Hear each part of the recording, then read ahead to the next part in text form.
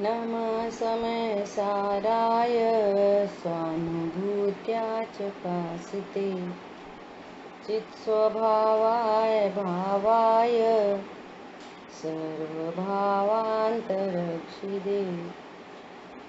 वन्दितु सौवसिद्धे धूमचल्मणोवमं गतिं पत्ते मोक्षामि समय पाहुड नर्मो शुद्ध केवली बड़िदम।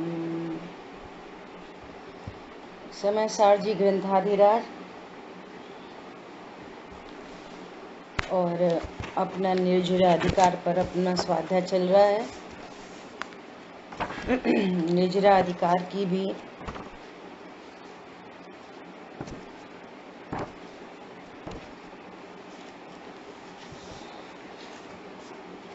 अभी अपन ने 194 गाथा का कल स्वाध्याय किया और इसके बाद 134 नंबर कलश इसका स्वाध्याय किया और इस कलश में आगामी गाथा की सूचना दी गई कि अब आगामी गाथा क्या आ रही है। अमृतचंद आचार्य देव के कलश की ये विशेषता रही कि जो विषय चल रहा है उसको दृढ़ करने के लिए वो कलश कहते हैं और आगामी गाथा की सूचना रूप काव्य कहते हैं, है ना। अब देखो आज अपन स्वाध्याय करेंगे 195 गाथा का। बहुत ही सुंदर गाथा है और विषय स्पष्ट हो। आचार्य भगवान की इतनी करुणा है कि एक विषय को और स्पष्ट करने के लिए बहुत विस्तार शैली में उसी बात को बारंबार कहते हैं कि जिससे कि हमें उसका भाव ग्रहण हो। क्यों जीव को अनादि से काम भोग बंधन की कथा का अभ्यास है और ये बात कभी सुनी नहीं। इसको दे दो जरा, ये बात तो कभी सुनी नहीं। इसलिए आचार्य भगवान उस बात का भावासन कराने के लिए बार बार इस बात को कहते हैं। देखो 195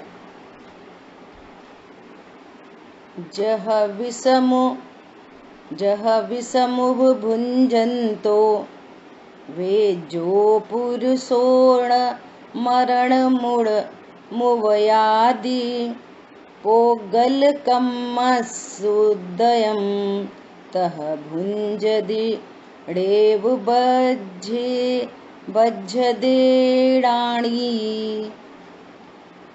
तो कितना सुंदर उदाहरण दे रहे हैं। ज्यों जहर के उपभोग से भी वैद्य जन मरता नहीं, त्यों उदय कर मुझ भोगता भी ज्ञानी जन बंधता नहीं।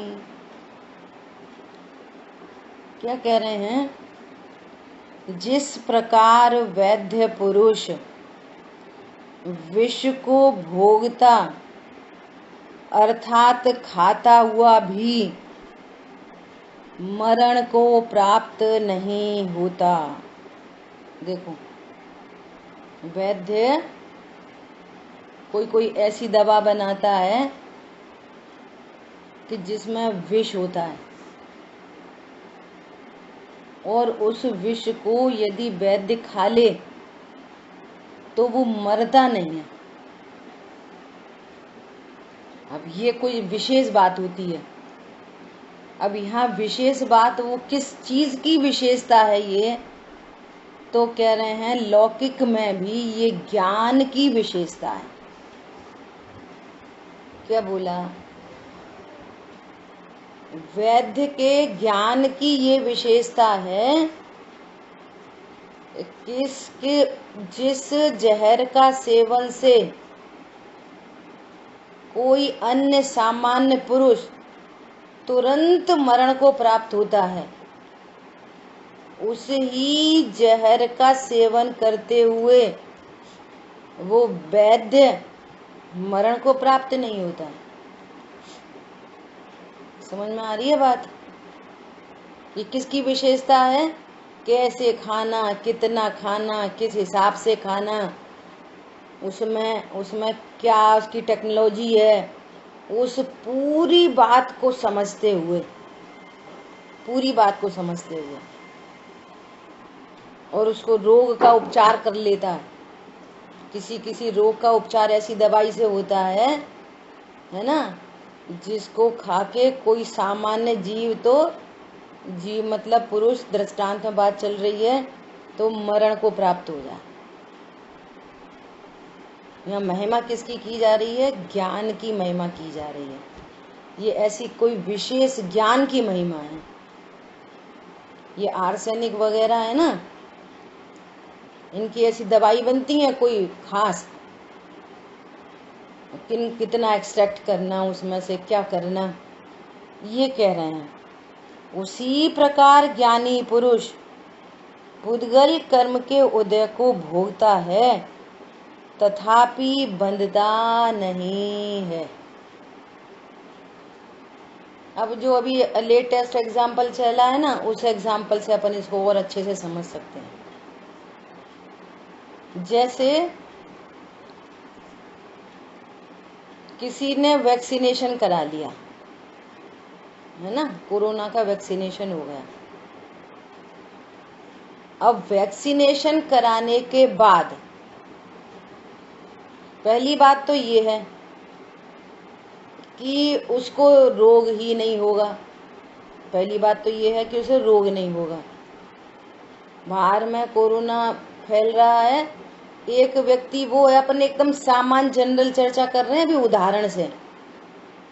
अभी इसको योग्यता पे, कर्म के उदय पे घटित नहीं करना, अपन को तो भाव समझना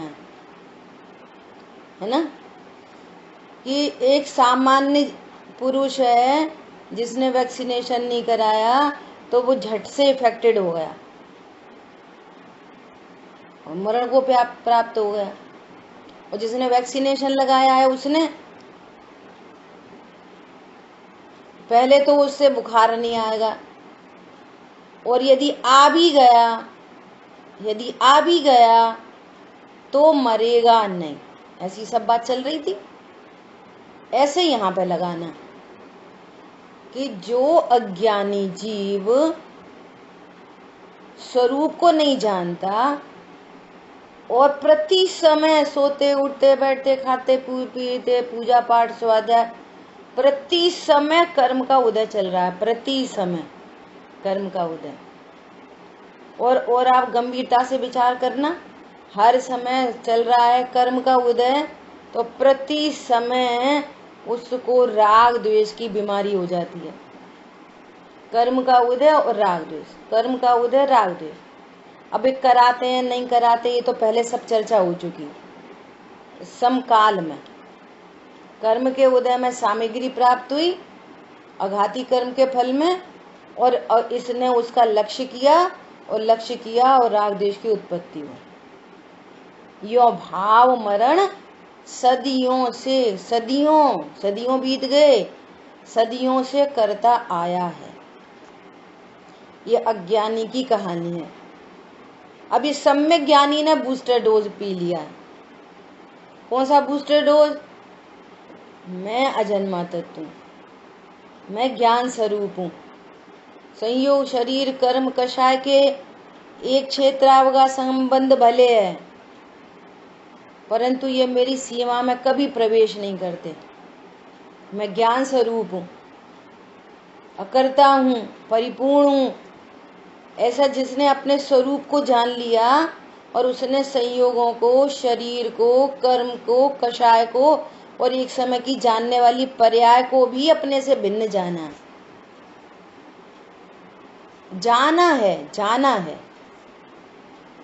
अब संयोगों में कम ज्यादा उठापटक हो रही है, परंतु उसने तो भिन्न जाना है। तो इसका अर्थ क्या है कि संयोगों में कुछ कम ज्यादा हो तो ये ज्ञान एकदम निश्चिंत है। शरीर में कुछ कम ज्यादा होए, मैं तो अशरीरी हूँ। कषायों में कुछ कम ज्यादा होए, मैं तो अकषाई तत्व हूँ।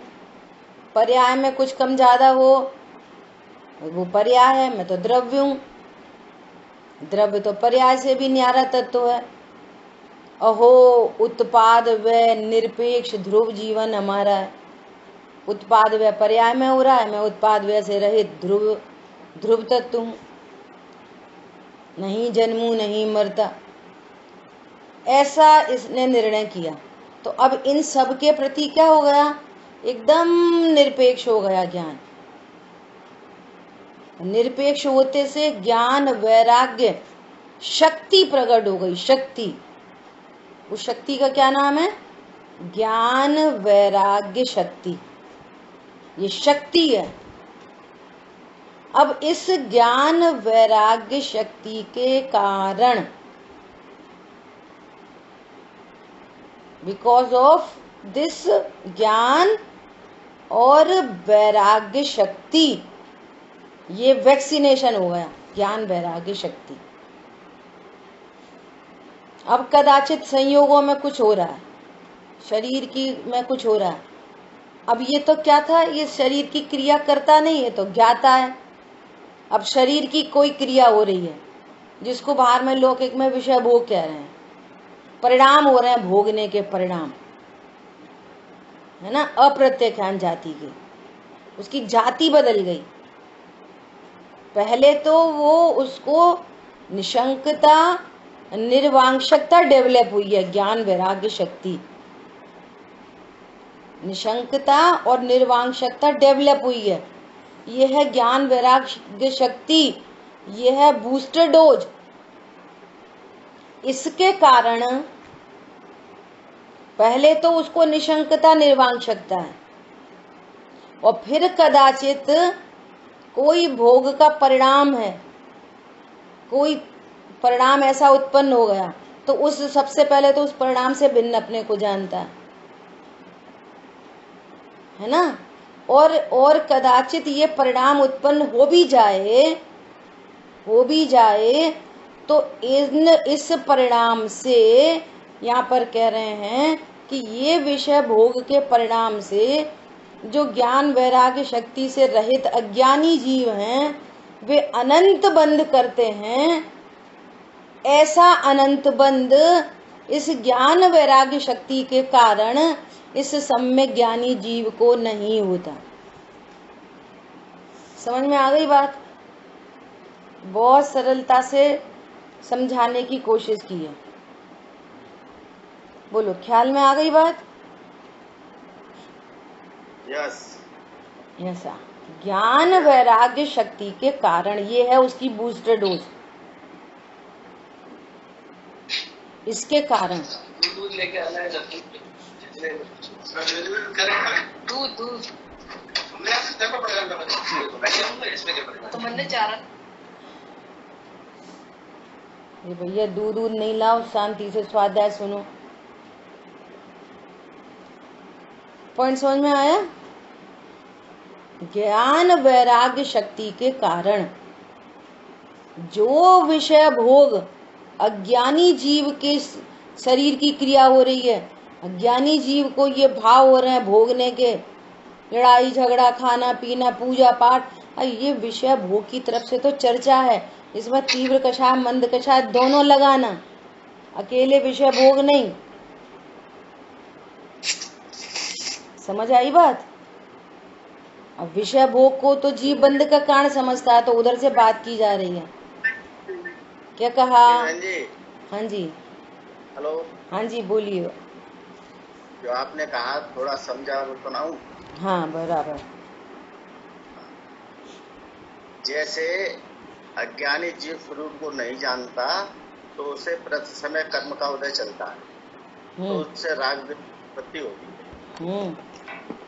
और सम्यक ज्ञानी ने स्वरूप को समझा है कि उसे वो ज्ञान स्वरूप ही है, अकर्ता है, उससे सारी क्रियाओं को भिन्न जाना है, तो उसे ज्ञान वैराग शक्ति प्रकट होती है। जब ज्ञान प्रकट होती है तो बाहर की जितनी क्रिया है उसको भिन्न जानता है, तो उसे नवीन कर्म भी नहीं बनते, और उदय में जो कर्म आते हैं वो फिर भी जाते हैं। बहुत बढ़िया, बहुत बढ़िया।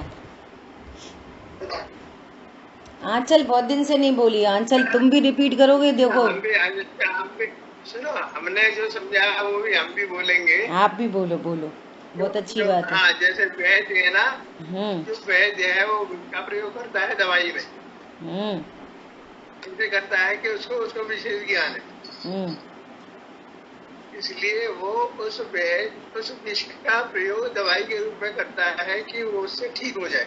हम्म और उसी विष को जो अज्ञानी है वो खाता है, जिसको ज्ञान नहीं है तो वो मर जाता हम्म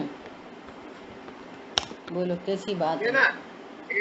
ऐसे ही जो ज्ञानी है उसके पास ज्ञान वैराग्य शक्ति है, हम्म तो उसके प्रयोग से जो उसको उसको कर्मों का बंधन नहीं होता।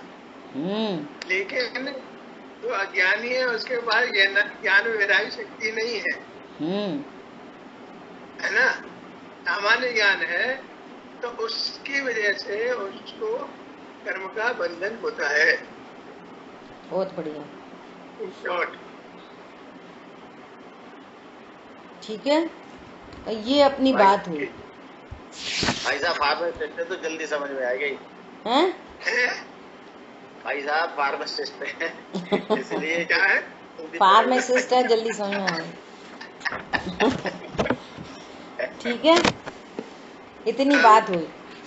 तो अब इसके टीका पढ़ते हैं और फिर कुछ एग्जाम्पल से देखेंगे। ये ज्ञान वैराग्य शक्ति किसे कहना, ज्ञान वैराग्य शक्ति कहाँ से आई, कैसे आई, है ना, इसकी थोड़ी सी चर्चा करेंगे। देखो टीका, जिस प्रकार कोई विश्व वैद्य दूसरों के मरण के कारणभूत विष को भोगता हुआ भी अमोघ रामबाण विद्या की सामर्थ्य से, देखो क्या बोल रहे हैं, रामबाण विद्या की सामर्थ्य से, वो वैद्य है ना, वो उसको ज्ञान है कि ये इस विष वाली औषधि को कैसे यूज करना।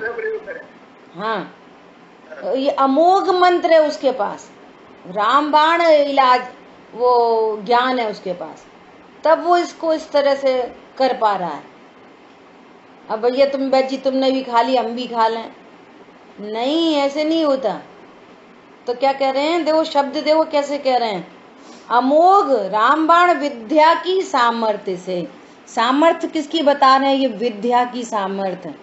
ऐसे ये भेद विज्ञान कला है, ये विश्व में सर्वोपरि विद्या है।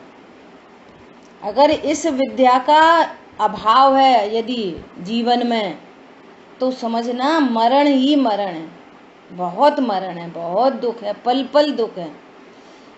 दुख में टेंशन है, आकुलता है, हैरानी है, परेशानी है, पल पल मरण है। जरा सा कुछ कह सुन तो लो, बस मरण ही मरण है। और ये भेद विज्ञान की रामबाण विद्या अमोघ औषधि, बोलो, ये अमोघ औषधि कैसी है कि उसको जीवंत रखती है, ऐसी है ये भेद विज्ञान कला। यही विश्व की एक सर्वोपरि कला है। अरे वो बहुत होशियार है, उसने तो 2 साल में ही गाड़ी बंगला खरीद लिया, अरे इतना पैसा, अरे वो बहू बहुत होशियार है, वो तो इतने बढ़िया व्यंजन का अन्नपूर्णा, अरे वो तो नासा पे चले गए, नासा का साइंटिस्ट है, बहुत बड़ा साइंटिस्ट है। बोलो ये मनुष्य आयु कितनी है, समुद्र में बूंद की भी बूंद नहीं है। और भजन गाते ना लोग, जीवन है पानी की बूंद कब मिट जाए रे। वो जीवन कितना है, अनादि से है और अनंत अनंत अनंत समुद्र, अनंत एंडलेस है। ये मनुष्य जन्म तो इतनी से इतना सा टाइम पीरियड है, बस बहुत शॉर्ट टाइम पीरियड है ये मनुष्य जन्म। नरकों में सागरों की आयु, स्वर्गों में सागरों की आयु, कोटि कोटि पूर्व की आयु। अपन कल थोड़ा सा और अभ्यास करके और आदिनाथ भगवान की कितनी आयु है इस पर चर्चा करेंगे। कितनी आयु थी उनकी आदिनाथ? अपन तो ऐसे झट बोल देते हैं 84 लाख पूर्व। क्या होता है 84 लाख पूर्व? एक पूर्व मतलब क्या होता है? हरी बात समझ में? ये है मूल कला, भेद विज्ञान कला। और दूसरे एंगल से बात करो तो बाहर ज्ञान वैराग्य शक्ति क्या है कि बाहर में जो कुछ भी हो रहा है वो हमारे किए नहीं हो रहा, कर्माधीन विनाशी है। और जो कुछ हो गया वो परमानेंट नहीं है, विनाशी है। यह है ज्ञान वैराग्य शक्ति, अमोघ मंत्र, जिंदगी जीने की कला, है ना? क्या बोल रहे हैं? विद्या की सामर्थ्य से विष की शक्ति रुक गई होने के कारण वह मरता नहीं। ऐसी विद्या है उसके पास कि यदि विष वाली दवाई भी खा ले तो वो मरता नहीं। उसी प्रकार अज्ञानियों को रागादि भावों का सद्भाव होने से बंध का कारण जो पुद्गल कर्म का उदय, उसको ज्ञानी भोगता हुआ भी अमोघ ज्ञान की सामर्थ्य द्वारा रागादि भावों का अभाव होने से, कर्मोदय शक्ति रुक गई होने से बंध को प्राप्त नहीं होता। उसके पास ऐसी अमोघ मंत्र विद्या है कि अब कर्म के उदय की शक्ति कुछ नहीं करती। अभी लौकिक दृष्टांत चल रहा था ना, हमने ऐसा वैक्सीनेशन करा लिया है, अब कोरोना हमको लगता ही नहीं, और लग भी जाए तो हम मरेंगे नहीं। ऐसा लोगों को बाहर में विश्वास है। उतना ही उदाहरण है, सो उदाहरण को उदाहरण समझना। अरे बहन जी सुनो। हाँ हेलो, बोलिए। ये कोरोना वैक्सीन में भी क्या है? उसी बीमारी का कीटाणु है। हाँ, और क्या? और ज्ञानी पुरुष उस कीटाणु का प्रयोग करके लोगों को इलाज कर लेते हैं, है ना? जबकि क्या बोल रहे हैं? कीटाणु ये कहना है कि दृष्टांत सुनो, दृष्टांत एक देश होते हैं, बिल्कुल मन नहीं होता ये ऐसे दृष्टांत देने का, क्योंकि हमारा ज्ञान तुरंत वहां तो बहुत जल्दी अप्रोच होने लगता है। दृष्टांत जो परिचय है ना, उतनी बात को समझ के यहाँ पर सिद्धांत समझ लो बस। उस दृष्टांत के ना आगे जाना है ना पीछे जाना है। न वो दृष्टांत के आगे जाओ और न पीछे जाओ। दृष्टांत से का भाव ग्रहण कर लो, क्योंकि वो हमारा परिचित है, वो भाव ग्रहण हो रहा है। अब वैक्सीनेशन कुछ करता है कि नहीं करता, उसमें क्या होता है क्या नहीं होता, वो तो बात ही नहीं करनी है,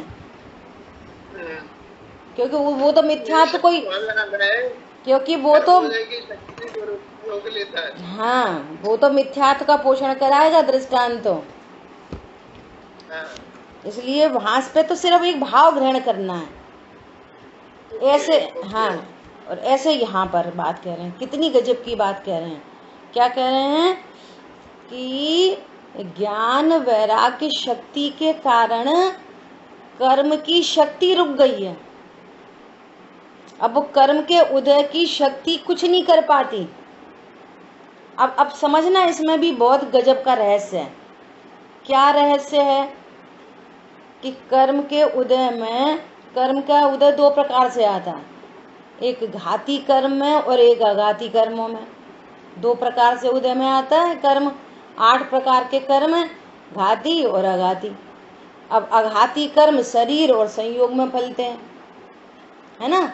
अब शरीर में और संयोगों में उदय आया तो, और लौकिक भाषा में बात करेंगे तो कोई अनुकूलता प्रतिकूलता। सीता जी को रावण चुरा ले गया, कर्म का उदय है, रावण चुरा ले गया, ये कर्म का उदय है ना, ये संयोगों में। और परिणाम में कैसा उदय आया?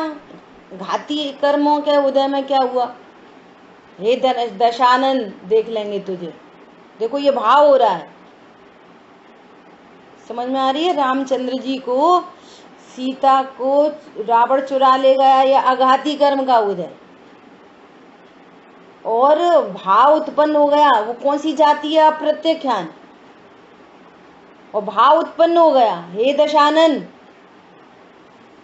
कौन समझ में आ रहा है? ये भाव भी उत्पन्न हो गया, परंतु ज्ञान वैराग्य शक्ति होने के कारण ये दोनों चीजें, इनकी शक्ति रुक गई। ये दोनों चीजें इसको अनंत संसार में नहीं रुला पा रही।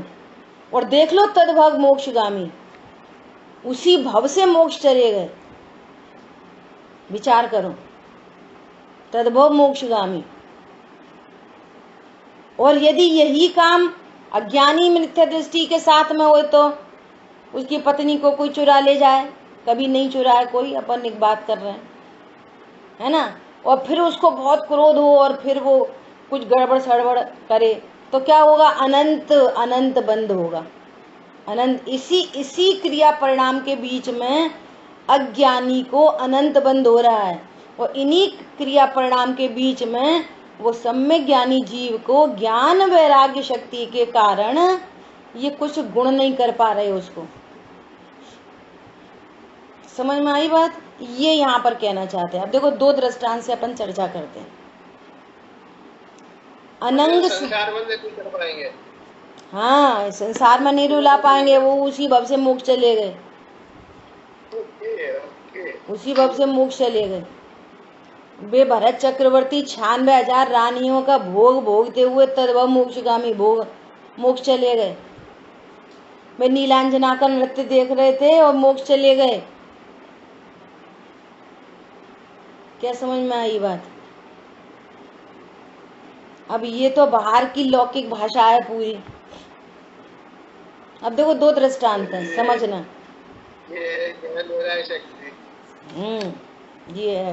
ये है, इसलिए वो तो दृष्टांत था, वैक्सीनेशन तो दृष्टांत था। इसलिए असली वैक्सीनेशन लगानी है ना, तो ये वैक्सीनेशन लगाओ ज्ञान वैराग्य शक्ति की। वो वाली वैक्सीनेशन तो कछु नहीं कर पाएगी। समझ में आ रही है बात? वो तो दृष्टांत था समझने के लिए। यदि तुम्हें असली वैक्सीनेशन का इस्तेमाल करना है तो ये है ज्ञान वैराग्य शक्ति, ये है असली वैक्सीनेशन, जिससे कोई कर्म का उदय और कोई भी भाव हमारा बाल बांका नहीं कर सकते, संसार में नहीं रुला सकते, एक इंद्री दो इंद्री में पैदा नहीं करा सकते, त्रियंच गति में नहीं पैदा करा सकते, स्त्री जाति में नहीं जा सकते। बोलो, जिन परिणामों से अज्ञानी जीव नरक चला जाए, ऐसा बोलते हैं ना कि एक व्यक्ति की 7 फैक्ट्रियां थी, फिर उसको भाव आया कि एक फैक्ट्री और खोल लूं, कोई अंबानी टाइप का होएगा कोई, और उसकी पत्नी स्वाध्यायी थी, तो उसने क्या बोला? हे स्वामी, नरक तो 7 ही हैं। क्या बोला? 7 है, 8वीं फैक्ट्री खोल के कहाँ जाओगे? समझ में आ रही है? तो इतना परिग्रह परिग्रह परिग्रह परिग्रह में आसक्त जीव, अपने स्वरूप को नहीं जानने वाला, धन से सुख जानने वाला, कहाँ जाता है? नरक निगोद, नरक चला जाता है बहु आरंभ परिग्रह से। अब यहाँ तो 6 खंड के अधिपति हो गए। 6 खंड का अधिपति कौन हो सकता है अभी यहाँ पे वर्तमान में? 7 फैक्ट्री खोल ले, 8 खोल ले, 10 खोल ले, तो उसको कहेंगे, क्योंकि उसको स्वरूप नहीं पता, वो धन से सुख समझता है, तो वो क्रिया परिणाम उसके नरक के हेतु बनते हैं। और यहाँ तो 6 खंड और 96,000 रानी। ये प्रकृति में क्या अन्याय है क्या कि ये 96,000 का भोग भोगते हुए और ये मोक्षगामी है? प्रकृति इनको नरक क्यों नहीं लेके जा रही? ऐसी क्या चीज है इनके पास में? तो कह रहे हैं वो है ज्ञान वैराग्य शक्ति। क्या चीज होती है ये ज्ञान वैराग्य शक्ति? ये चीज होती है कि ज्ञान तो ये जानता है मैं अकर्ता अभोक्ता तत्व हूँ, व्यायक हूँ, परिपूर्ण हूँ, ये ज्ञान। और इस ज्ञान से पर पदार्थ कोई अनिष्ट इष्ट भाषित नहीं होते। संयोग है कर्माधीन, वो अलग बात है, लेकिन किसी पर पदार्थ में इष्ट अनिष्ट भाषित नहीं होता। इसलिए उन पर पदार्थों के प्रति चित्त में वैराग्य होता है। उनके प्रति न कोई इष्ट है न कोई अनिष्ट है, तो न किसी से राग है न किसी से द्वेष है, अनंतानुबंधी जाति का। अभी आसक्ति तो है, उनके प्रति आसक्ति है, तब तो परिणाम हो रहे हैं, परंतु विपरीतता नहीं है। आसक्ति और विपरीतता में बहुत अंतर है। जैसे किसी को कैंसर की गांठ है, तो ये तो रोग है, लेकिन कैंसर की गांठ रिमूव हो गई हो और अभी बेड रेस्ट है, अभी वो ऑफिस नहीं जा पा रहा, घर के काम नहीं कर पा रहा, बेड रेस्ट है, अभी भी देखने में रोगी जैसा लग रहा है, परंतु कैंसर की गांठ रिमूव हो चुकी है। समझ में आ रही है बात? यह है ज्ञान वैराग्य शक्ति। स्वरूप के बारे में ज्ञान और पर पदार्थ के ज्ञान होने पर कोई इष्ट अनिष्ट की कल्पना नहीं। इसका नाम है ज्ञान वैराग्य शक्ति। इस शक्ति के कारण उसके 6 खंड 96,000 100 धर्म इंद्र की 40 नील इंद्राणी उसकी लाइफ में आती हैं। 40 नील, 96,000 क्या होती है, कछु नहीं, क्योंकि 100 धर्म इंद्र की आयु होती है बहुत और देवियों की आयु होती है थोड़ी, तो उसके पूरे लाइफ स्पैन में 40 नील इंद्राणी आती हैं उसकी पूरे लाइफ स्पैन में, और तो भी नरक नहीं जाता। क्यों नहीं जाता बोलो? आदिनाथ राजा ऋषभ देव थे और नीलांजना का नृत्य देख रहे थे। बोलो, और ऐसी कंडीशन में कोई स्वाध्यायी, यहाँ तो जरा सी बात में स्वाध्यायी का क्वेश्चन मांग, जी कैसे स्वाध्यायी? बोलो, वे तो छायक सम्यक दृष्टि, 5 पल्ले। बोलो जी कैसे? वे तो छायक सम्यक दृष्टि थे। अब यहाँ स्वाध्यायी कोई समझो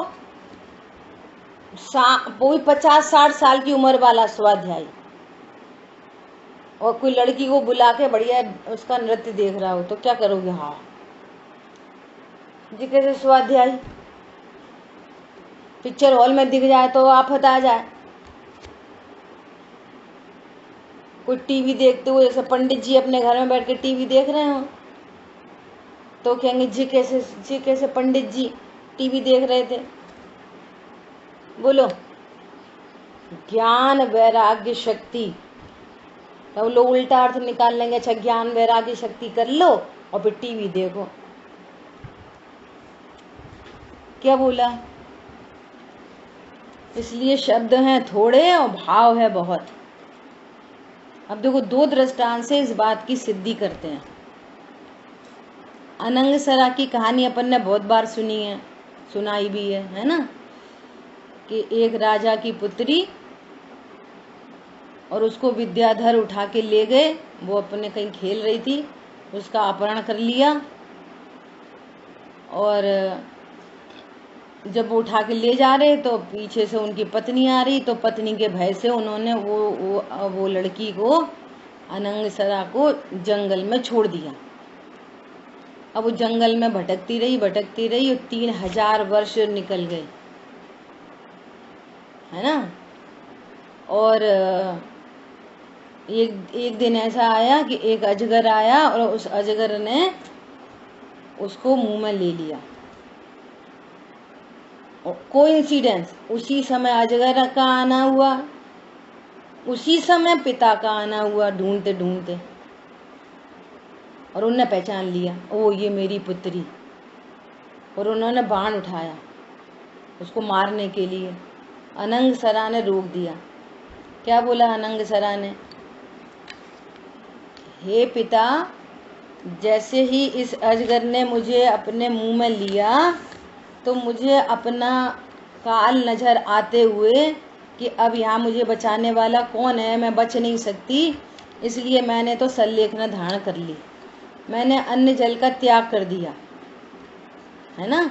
अब आप इसको तीर मत चलाओ, इसको अभय दान दो, क्योंकि यदि आपने इसको मार भी दिया और इसके मुख से मुझे निकाल भी लिया तो भी अल्पकाल में मेरा मरण निश्चित है, क्योंकि मैंने अन्न जल का त्याग कर दिया। तो उसने अभय दान दिया किसको? ये कहानी प्रसिद्ध है अपने प्रथमान योग में। बोलो कितनी मंद कषाई, और मरकर स्वर्ग में देवी हुई, स्वर्ग में देवी हुई। इससे क्या मतलब निकला? स्वर्ग में देवी हुई का क्या अर्थ निकला? कि उसके पास ज्ञान वैराग्य शक्ति नहीं थी। इतनी मंदकषाय होने पर भी क्रिया परिणाम इज डिफरेंट, और ज्ञान वैराग्य शक्ति, सम्यक दर्शन, सम्यक ज्ञान, सम्यक चारित्र एक अलग विश्व की अलग अलग अलौकिक अद्भुत चीज है। ऐसे परिणाम तो हो गए, परंतु ज्ञान वैराग्य शक्ति से रहित होने के कारण स्वर्ग में जाके देवी हुई। अब सीता जी की बात करो, वे सीता जी को जंगल में निकाल दिया, कैसी कैसी स्थिति परिस्थिति बनी। क्या होता? क्या ज्ञान वैराग्य शक्ति होती तो क्या होता? तो स्वर्ग में देवी नहीं होती, कहा जाती। हाँ देव वो अभी अपन ने कल परसों चर्चा की थी ना, कि जब तक सम्यक्त की प्राप्ति नहीं होती तब तक कोई से औदिक भाव मिटते नहीं है। स्वर्ग में जाके देवी हुई, और सीता जी का जीव ये करें अन्यथा देव होती। हाँ, सम्यक दर्शन होता तो देव हो जाती, ऐसा। ठीक है, इसलिए क्या कहना है कि जैसे अभी आप बोलो कि हम तो पुरुष हैं, तो तुम अभी पुरुष हो, पर स्त्री जाति के परमाणु अभी विद्यमान है सत्ता में। अभी इस पुरुष पर्याय का अभाव हुआ तो पता चला अगली पर्याय स्त्री की हो जाए। समझ में आ रही है बात? हाँ, स्त्री हो जाए, नपुंसक हो जाए, कुछ भी हो जाए ऐसा। लेकिन यदि भेद विज्ञानी है तो वो अब स्त्री और नपुंसक में नहीं जाएगा, परमानेंट रिमूवल हो गया, परमानेंट रिमूवल। भेद विज्ञान क्या है? भेद विज्ञान is a neat and clean remover, nail polish remover. आई बात समझ में? अब बोलो सीता जी के साथ कैसे कैसे प्रसंग बने। अब ये ज्ञान वैराग्य शक्ति, सोचो, ये है ना, अपन ऐसे ऐसे ऊपर ऊपर सुन लेते हैं, हाँ सीता जी को जंगल में निकाला, ये करा वगैरह। इसलिए कहा जाता है कि प्रथमान योग में जो अपने महापुरुष है ना, उनके स्वरूप का बार बार जब विचार करते हैं, जैसे अपन को कुछ खबर लगी, पता है वो तुम्हारे बारे में ऐसा कह रहे थे, लो घड़ों पानी गिर गया, वहां तो पूरे के पूरे राज्य में हाहाकार मच गया। और धोबी ने आके बोला कि साहब हम इन्हें घर में नहीं रख सकते। बोलो नहीं, अब वो अपनी सफाई नहीं दे रही, पूछ लो रावण से जाके, पूछ लो मंदोदरी से जाके, उसने तो मुझे छुआ भी नहीं वगैरह वगैरह। अब इतनी प्रतिकूल परिस्थिति बन जाने पर भी अब इसको ये है ज्ञान वैराग्य शक्ति। हरी बात समझ में? अब कितनी कितनी कहानियां बनी। अब लास्टली जाके भैया अग्नि परीक्षा दो, तो अग्नि परीक्षा हो गई। अब रामचंद्र जी हाथ जोड़ के बोल रहे हैं कि तुम घर में ही ठहर जाओ, तुम तो निर्दोष सिद्ध हो गई। पंडित साहब कहते हैं कि अग्नि परीक्षा हुई और अग्नि का नीर हो गया। इस अग्नि के नीर से सीता जी निर्दोष सिद्ध हुई कि वे निर्दोष पूर्व से ही थी, और वहां से ये प्रसंग बन गया। अग्नि परीक्षा के कारण निर्दोष थी कि पूर्व से निर्दोष थी वे? सोचो। अब सीता जी क्या बोलती हैं? नहीं नहीं, अब कोई घर वर नहीं, अब तो हम आर्य का दीक्षा ले रहे। और आर्य का दीक्षा लेके पंचम गुण स्थानवर्ती हुई, और यहाँ से मरण के बाद 16वें स्वर्ग में जाके प्रतीन्द्र हुई। समझ में आ रही है बात? ये है ज्ञान। हजारों प्रकार के कैसे कैसे प्रसंग बन रहे हैं। जंगल में जाके 2 बच्चों को जन्म देना, फिर कैसे पालन पोषण, फिर क्या क्या क्या क्या, फिर वापस पिता पुत्र का युद्ध हुआ, वगैरह वगैरह। अब ये सारे झंझट चल रहे हैं पूरे के पूरे, और अंतरंग में ज्ञान वैराग्य शक्ति। इतने हजारों उदय आने पर, कहीं पर क्रोध, कहीं पर मान, कहीं पर शांति, कहीं पर सहजता, कहीं पर पूजा पाठ, कहीं पर व्रत नियम, कहीं पर प्रतिमा अंगीकार करना, कहीं पर प्रतिशोध करना, सब तरह तरह के परिणाम चल रहे हैं। जिन परिणामों से अज्ञानी जीव बंध को प्राप्त हो, नरक निगोद को प्राप्त हो, स्त्री जाति का छेदन नहीं कर सके, है ना, उन्हीं परिणाम के बीच में वो ज्ञान वैराग्य शक्ति से ये जा रहे स्वर्ग में, और अल्प काल में मोक्षगामी जीव है। ये है वैक्सीनेशन लगाना है ना, तो ये वैक्सीनेशन लगाओ। ये वैक्सीनेशन तो कितना रोकेगा? चलो मान लिया उस साइंस से, चलो मान लिया कि रुक भी जाए, तो कितना मनुष्य जीवन। नरक में तो एक रूम में 96 रोग। माँ कौन सी दवाई खाएंगे पिएंगे? बोलो, वहां कौन सा वैक्सीनेशन होएगा नरक में जाके? समझ में आ रही है बात? इसलिए यहाँ पर असली काम कर लेने की बारी आई है, यहाँ पे मनुष्य भव में।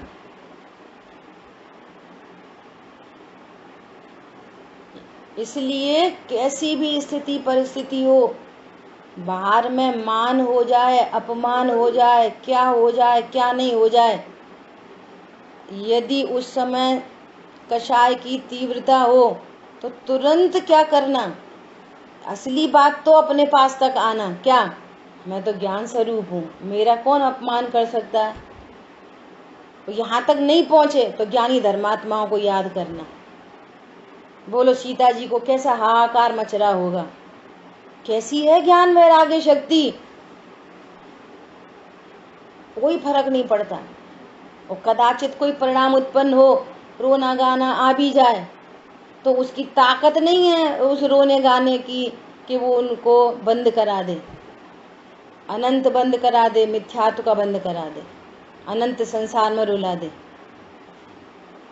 और पता, वे सीता जी अब स्वर्ग से आएंगी और इधर रावण नरक से निकल के आएंगे, और रावण का जीव तीर्थंकर होएगा, और वो सीता जी का जीव उनका गणधर बनेगा। कल्पना करो,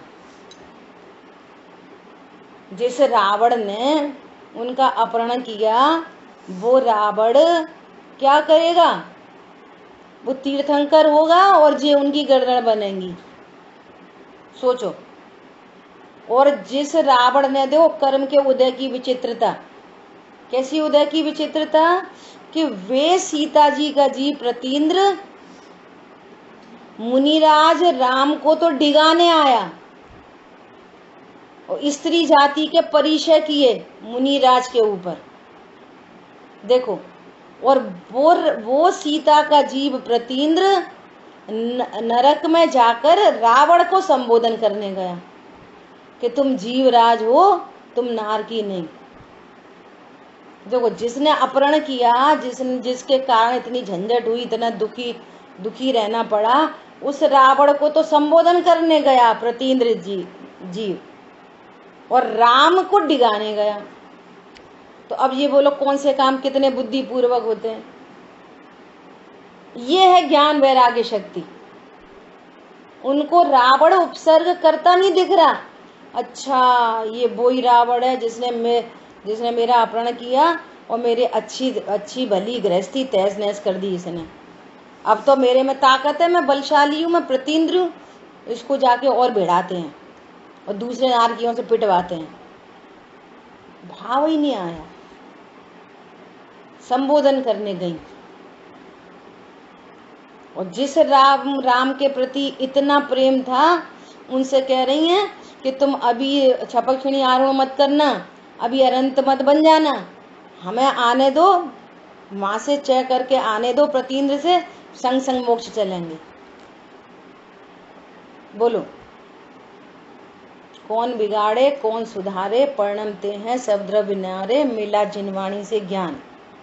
सो पर की तरफ से उपेक्षा हो गई और स्वभाव की सन्मुखता हो गई, स्वभाव की मुख्यता चल रही है। बस ये है ज्ञान वैराग्य शक्ति।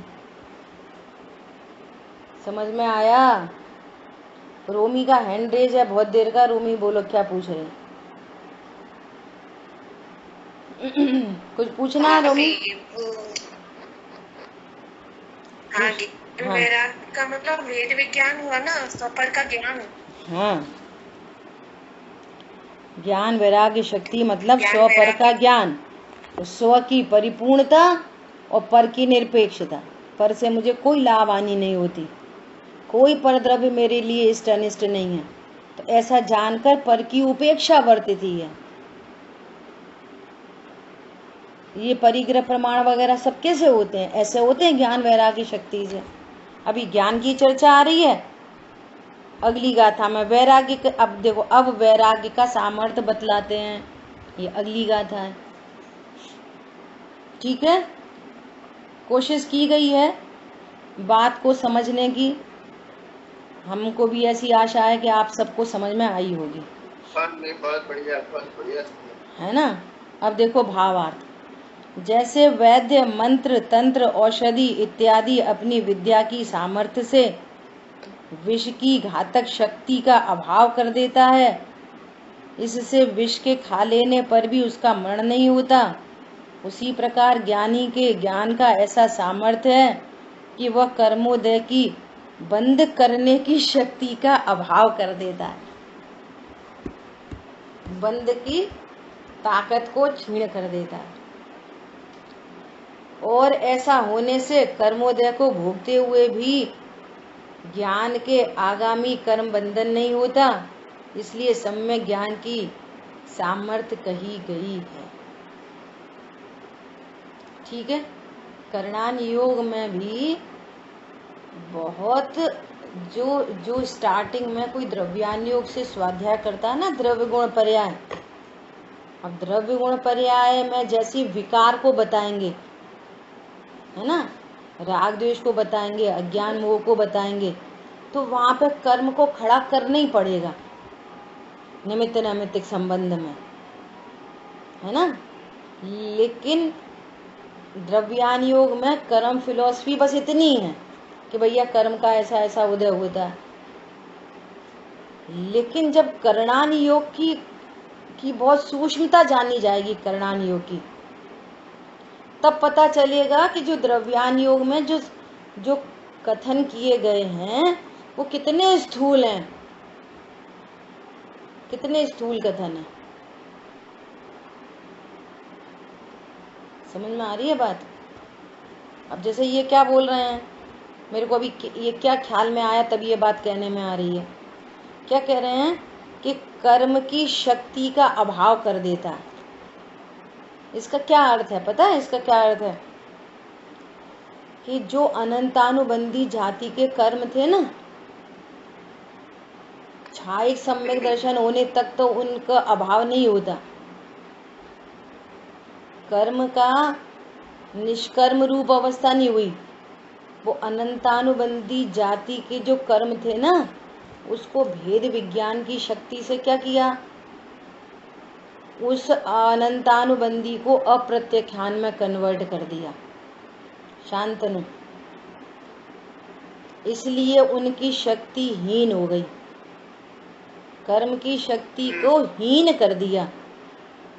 यदि वो अनंतानुबंधी भेद विज्ञान के अभाव में वो कर्म का उदय अनंतानुबंधी रहता है, वो अनंतानुबंधी रहता है और अनंतानुबंधी जाति का परिणाम है, तो अनंतानुबंधी का ही बंध है। ये तीन काम एक साथ होते हैं, चल रही है बात। अब भेद विज्ञान की शक्ति से क्या किया कि वो कर्म की शक्ति जो अनंतानुबंधी जाति की थी ना, उसको हीन कर दी।